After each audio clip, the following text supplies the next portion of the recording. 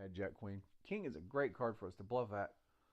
Maybe if he bets, I might three bet. I don't know. It gets weird there. I'm not going to say it's a good strategy. I'd have to run that through a solver and maybe look. Congratulations! New SUNY Plattsburgh students, welcome to the start of an exciting journey. Now it's time to take your next steps. Apply for financial aid, secure housing, register for classes, and take care of tuition. Everything you need is online. Just head to plattsburgh.edu/admission/accepted-students. That's plattsburgh.edu/admission/accepted-students. College life is just around the corner. SUNY Plattsburgh. Your future, your community, your home. Unlock your future and increase your earning potential with the SUNY Plattsburgh fully online cybersecurity management program. With cutting-edge technology and a wide range of internship opportunities, SUNY Plattsburgh gives students the edge to land top jobs, becoming cybersecurity leaders, tech-savvy problem solvers, and skilled business and IT professionals. The SUNY Plattsburgh Online Degree Cybersecurity Management Program. Learn more at plattsburgh.edu/programs/cybersecurity-management. Got it. That's irrelevant. Just looking at the equities, you're better off. So that's looking at an ace 10 suited, which is pretty high, right? Hopefully that gives you some kind of idea. Now, if all that goes too fast, because I listen to people that run through hands, and there's some podcasts I listen to that talk hands sometimes. And if you're not jotting it down or taking notes on your notepad or on your phone or something, it's kind of hard to visualize. So you can listen to it now, but you can rewind it and go back later and write it down and write the percentages down. So you get because I find when I see something and look at it, it makes much more sense to me. We're going to keep this same flop, this 8, 9, 10 rainbow flop, but instead of the ace 10 suited, we're going to make it the infamous 8, 5 suited. So we're going to make it the 5 of clubs, because this is another one of those hands that they say you should be 3-betting a lot with. Of course, obviously, you always just want to take it down pre-flop. So this ace 5 suited, obviously, this changes everything. It changes it in a way that's kind of not even imaginable, where you're just kind of done with the hand. 8, 9, 10 rainbow, you got ace 5 of clubs. 73-27, villain's favor. 73-27. I mean, you're just checking down and giving up. I want to see what it is if we give some backdoor equity. So I'm going to change that 8 to a club. So it's still going to be rainbow, but we have one of our suit. It's the only difference. Still 70-30. I mean, you're just in a bad way. And I don't think, I think logically, that this board hits his range when he flats calls your 3-bet. He's got all these middling connectors, the lower end of the Broadway type hands, and you're just kind of dead. But the last thing I'd look at is, let's say you just get a pure flush draw. So we will look at the 9 of clubs. So now we have a flush draw, 8, 9, 10 with 2 clubs. We have a flush draw. That's one of the best things you could hope for in this situation. And it's still basically a flip. It's 53-46.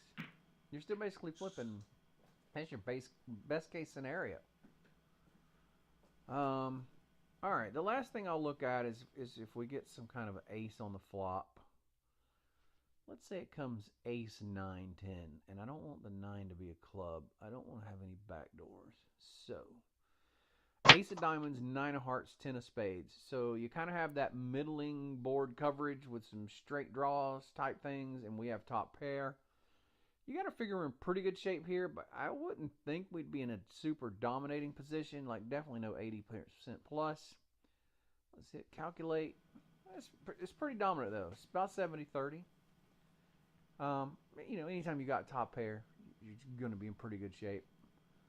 Now, the thing I would wonder in this instance, it would, obviously on lower board coverage, we're golden because we have a 5. But what if this 9-10 were a 10 jack? So we'll make it a jack of hearts instead of a 9 of hearts. Yep, we lose a little bit of equity there, 66-33 rather than 70-30. So I guess as you climb the ladder on up, that would continue. Instead of 10 jack, let's go jack queen. We'll keep it rainbow. So now it's ace of diamonds, jack of hearts, queen of spades. Remember we have ace 5 of clubs. it's closer back to 70-30 again. So I think it goes without saying you think you're in pretty good shape when you hit top pair. I think you can play it relatively confidently. I think you want to be playing for equity denial. So ace 5 is not the nuts by any means on ace jack queen. He does have some straight, has some flop straights. A few of those in there.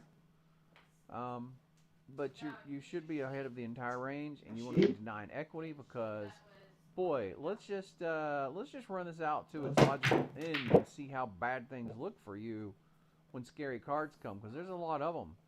On an ace jack queen, king is bad, 10 is bad.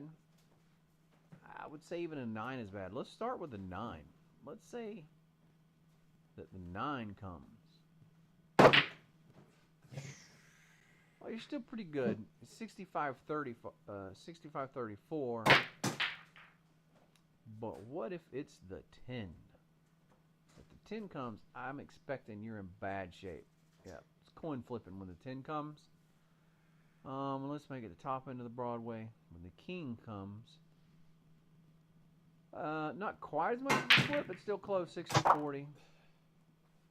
Basically flipping, but you have the advantage. So I think all those things are pretty obvious, but people ask me all the time, how do you study? What, how can I study? Well, you need to be looking at percentages. Like there's a lot of them you can do them. In addition to the paid apps and software you can use, there's really free things like if you go to the card player website, they have where you can plug in your cards and your opponent's cards and run equities, and then you can put flop cards out there and run equities.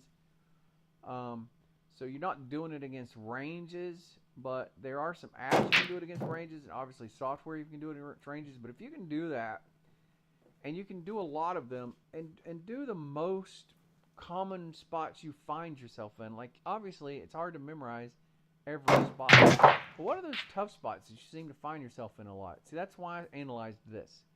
Because for the past 2 weekends, really every weekend I find myself in this spot, maybe a time or two, but the past 2 weekends has been pretty significant. I've had one of these 3-bet from the small blind hands. I found it incredibly difficult to navigate against a tough opponent. And I wanted to run some equities so I know better what it is I'm supposed to do. So I think the last thing I'll do before we let you go is maybe we'll run it through a solver. If anybody wants to know what a solver looks like, let's look at 3-bet, hero small blind, villain button. Now, this isn't going to be running specific hands against range. It's going to be running range versus range. But we can open up the combo splits and look at specific hands. So we'll look at that ace-10 of club hands in the combo splits. And let's see what it says. So we had a 8 of hearts, 9 of spades, 10 of diamonds, rainbow. We've got the ace-10 of clubs. So I have top pair, top kicker. So this is the exact same scenario we run earlier in the Poker Cruncher hand versus range. Now we're going to see what a solver has to say about what we should do on this flop. So it's 8, 9, 10 rainbow. We have ace-10 of clubs. We are going to be first to act from the small blind. This says we're checking 10%. We are betting 40% pot or so, 87% of the time. And then we're betting like 90% pot, maybe 1% of the time. So basically you're betting 40% pot about 50% of the time. So let's say we do that, and let's say villain just flat calls us, and we get that 7 we talked about earlier, 7 of clubs on the turn. I'm suspecting it's going to say we should check most of the time, and it does. Check 94% of the time. Now, it does say 5% of the time we should bet. I want to see what hands we're betting with.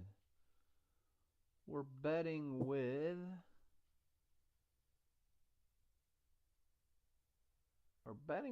Ace 5 suited. We're betting with pocket fives. This is for our range, by the way. I'm not looking at the ace 10 of clubs anymore. I'm just seeing what part of our range bets out of this. Basically, it's our flop straights and our gutters is basically what's leading here. So your ace jacks, your jack queen is a flop straight, your king jack's a gutter, your 5 is a bottom end of the gutter, which would seem kind of scary to me, but it says you should be betting that 100% of the time. Nevertheless, obviously we would check this. If your opponent, let's say, so now we got 34 big blinds in. Let's say our opponent bets a small amount. What is this, like 25% pot? Like 9 big blinds, 25% pot. Let's say he bets very small. We are supposed to call 98% of the time. What if he bets big? Then we're folding. So if he bets, 60, 70, 80% pot, we're folding. If he bets 25, 30% pot, we're calling.